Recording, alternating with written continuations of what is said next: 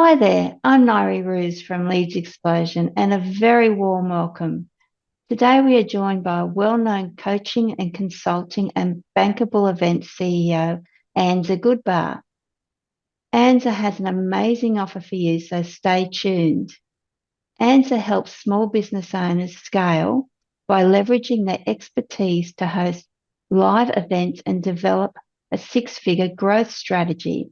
Anza has worked with clients from boutique brands to Fortune 100 corporations to implement these monetization strategies into their events to generate revenue, increase value for every participant, and build brand loyalty.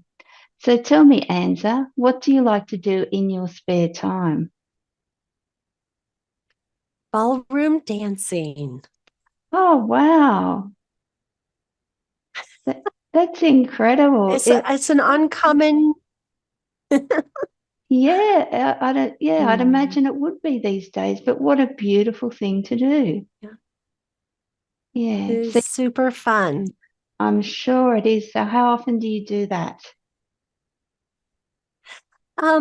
Not as much as I used to.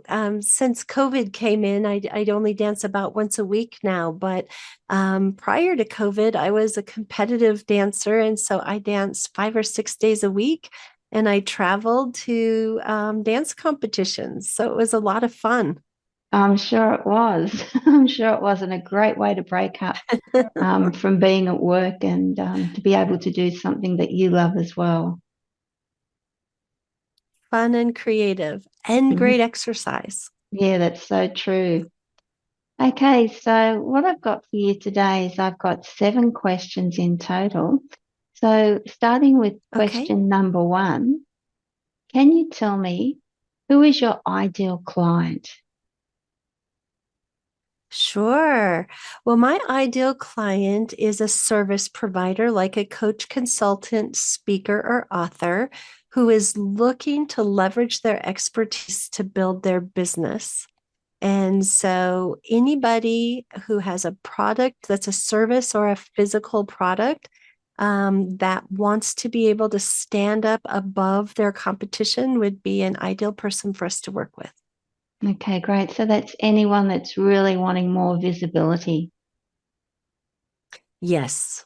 Okay, fantastic. So our listeners should really enjoy hearing that, and I'm sure that they will be in contact with you so that you can help them increase their visibility. Okay, so question number two, what is the problem that you solve?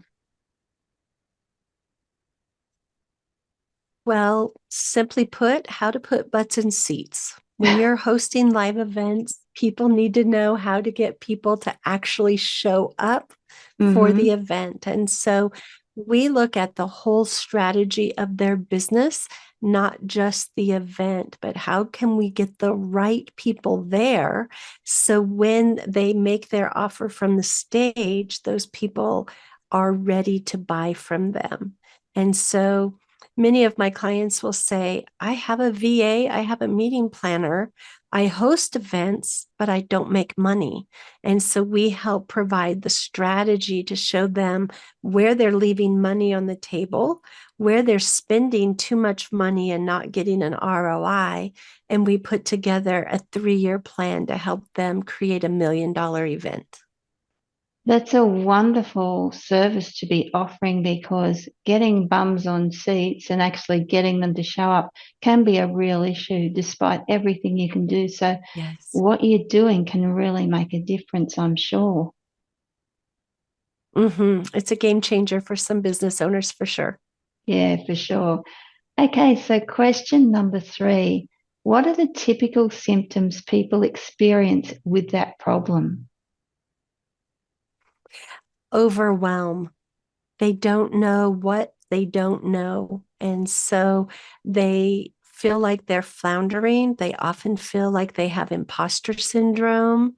Many of them think, oh, if I'm going to have a high level, high dollar producing event, I need to have a big name keynote speaker. Nobody will come and just listen to me and what I have to say. And so we do a lot of work about talking about What does it mean to position yourself as the go-to expert? Because in my experience, hiring a big name keynote doesn't usually bring more attendees to your event. And the reason for that is because that keynote speaker doesn't advertise for you. Their name is great, they might be of interest to people, but if that person isn't advertising to their tribe, you're not bringing additional people into the event, because those additional people are not already in your existing tribe. And so you want to do everything that you can do to be appealing to the tribe that you're in front of, to bring them to you. That's very interesting to hear, and because you'd automatically presume that having that big name keynote there would make a lot of difference. But from what you're saying, it doesn't. So it's something that really is a bit of a myth, isn't it? It is a myth. There's a lot of mythbusters out there. A lot of people also think I can only charge $49 for a seat.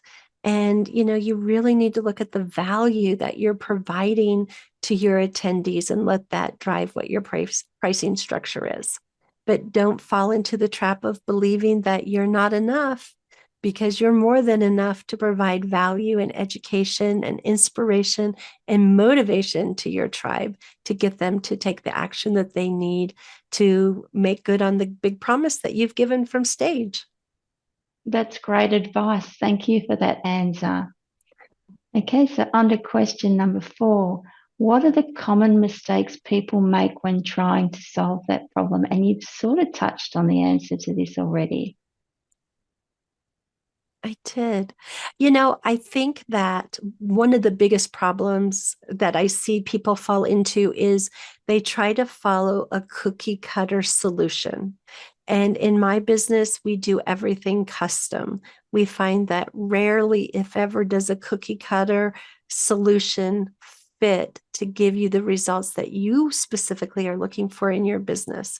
And so our advice is take that cookie cutter recipe and customize it to what your clients want, to how you work, to the result that you are looking to deliver, so the people get the transformation that you are working so hard to achieve with them through hosting your event. Okay, great. Thank you for that. Question number 5.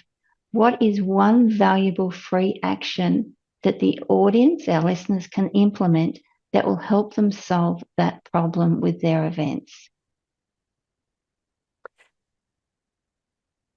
Don't try to do it yourself.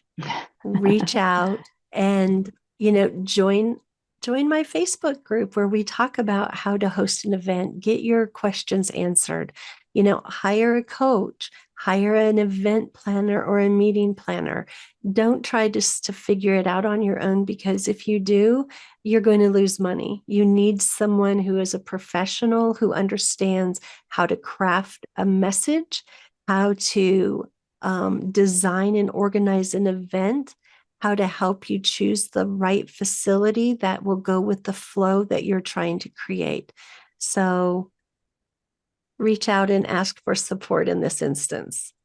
Okay, great. And for our listeners, we'll have the links below the podcast for Anza's Facebook groups and any other resources that she may like to point you to as well.